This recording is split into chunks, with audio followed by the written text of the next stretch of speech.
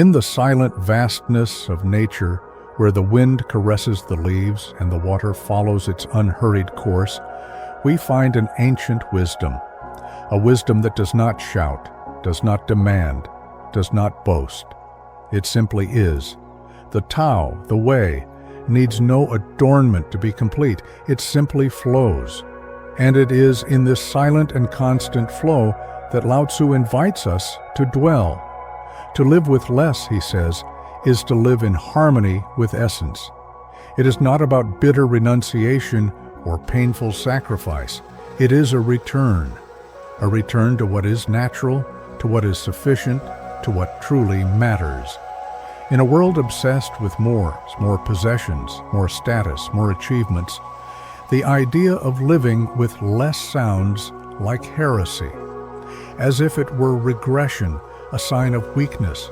But the Tao teaches the opposite. Strength lies in softness. Power lies in the absence of imposition. Fulfillment lies in emptiness. When the mind ceases its urge to possess and control, it begins to perceive the beauty of what already is. The sunrise, the sound of rain, the calm breath, small things that don't fit in store windows or bank accounts, but quietly sustain the miracle of life. To reduce is not to impoverish, it is to clarify, it is to make space. Excess, on the other hand, breeds confusion.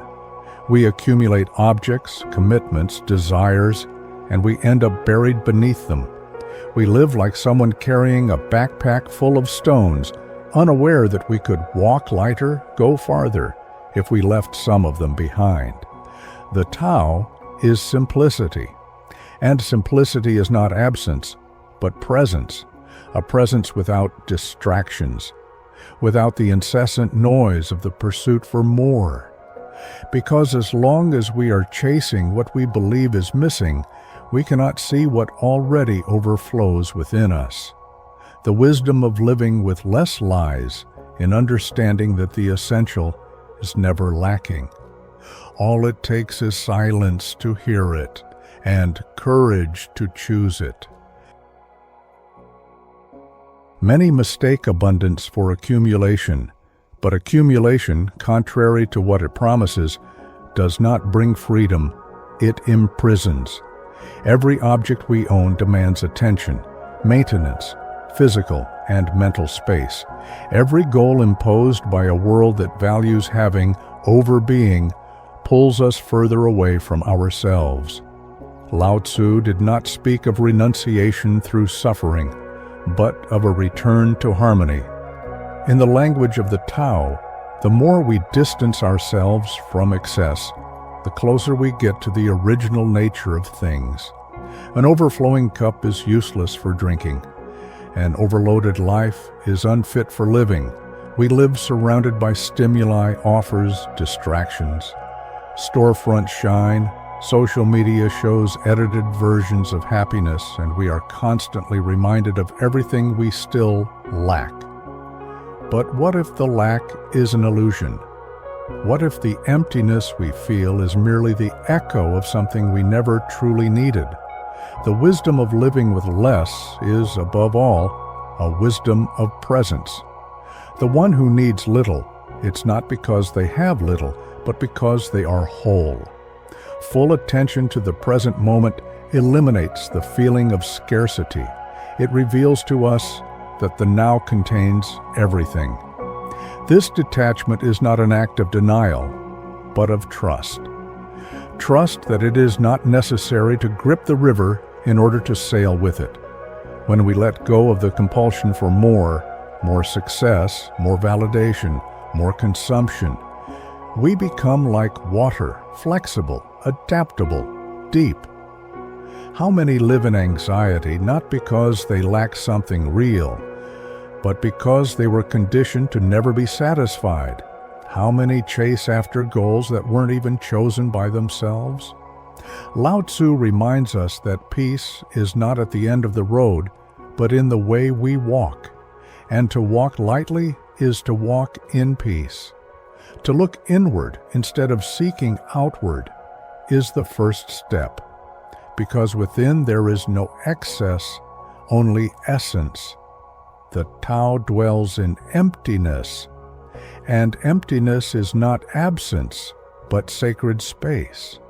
Space where consciousness rests, where truth reveals itself, where the soul breathes. Wisdom lies in living with less, not with more. Lao Tzu, Tao Te Ching. The Tao does not argue. It does not demand. It invites. It whispers through the movement of clouds, the rhythm of rivers, the stillness of mountains. Everything in nature follows its own course, without excess, without force. The tree does not bear fruit out of season. The river does not try to hold its water. The wind does not struggle to be heard. Everything flows naturally. But humans have forgotten this rhythm. We have mistaken noise for purpose, speed for progress, and accumulation for success. We chase more possessions, more achievements, more recognition, believing that fulfillment waits just beyond the next acquisition. Yet the more we pursue, the emptier we feel. The house becomes bigger, but the heart grows quieter. The schedule becomes fuller, but the soul feels starved. What once was enough becomes insufficient, and we are caught in a cycle of endless longing. Lao Tzu does not condemn abundance, but he warns against being ruled by it. To live with less is not to live in poverty. It is to live with presence, with awareness, with discernment. It is to ask, what do I truly need? What brings me peace, not distraction? What gives life meaning, not weight? To live with less is to return to what is essential, a nourishing meal, a moment of silence, a friend who listens, a breath taken without urgency. These are not luxuries, they are truths. And when we clear the clutter, they emerge gentle and radiant. In spiritual traditions, the path to awakening often begins with letting go, not of life, but of illusion, not of the world, but of the ego's grip on it. Letting go of the need to impress, to compete, to constantly achieve. And in that release, we find something quieter, deeper, truer. Attachment breeds suffering, desire breeds restlessness, fear breeds control.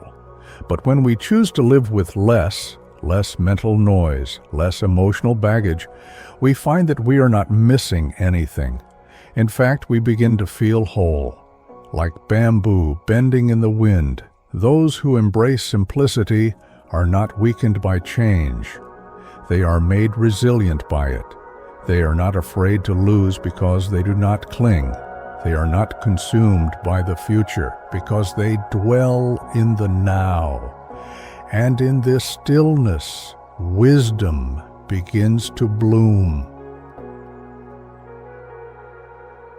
There is a quiet revolution happening, not in the streets, not in the markets, but in the hearts of those who are remembering how to live simply.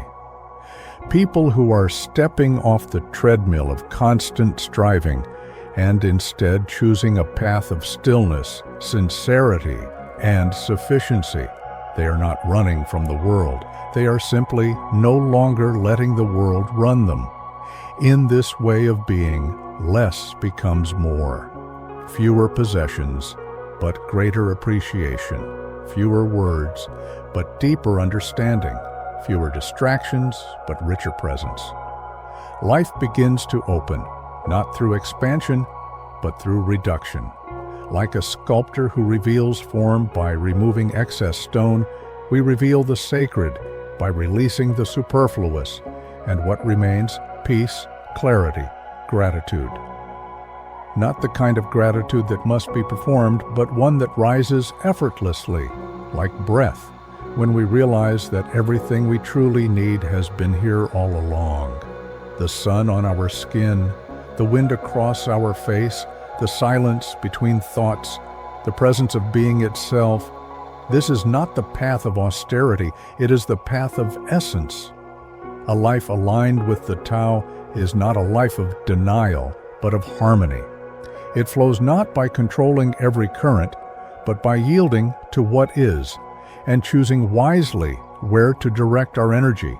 It is a path that sees richness in simplicity, depth in the mundane, and the sacred in the ordinary. The modern world will often call this lifestyle a failure. It measures success in numbers, followers, profits, achievements. But the Tao is not interested in how many things you have. It asks, are you free? Are you at peace? Are you fully alive? These are the true currencies of the soul. To live with less is to make space, not just in your home, but in your heart. Space to feel, to listen, to be. When we unclench our grasp on control, we discover the joy of surrender. When we stop feeding the ego, we awaken the soul, and when we stop running toward more, we begin to arrive fully, gratefully, in the now. So pause, look around.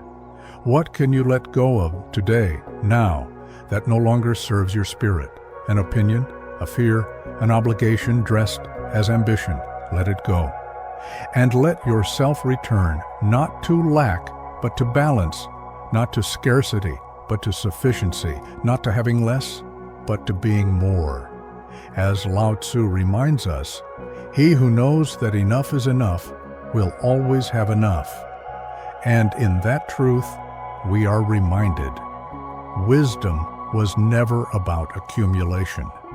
It was always about remembering what truly matters.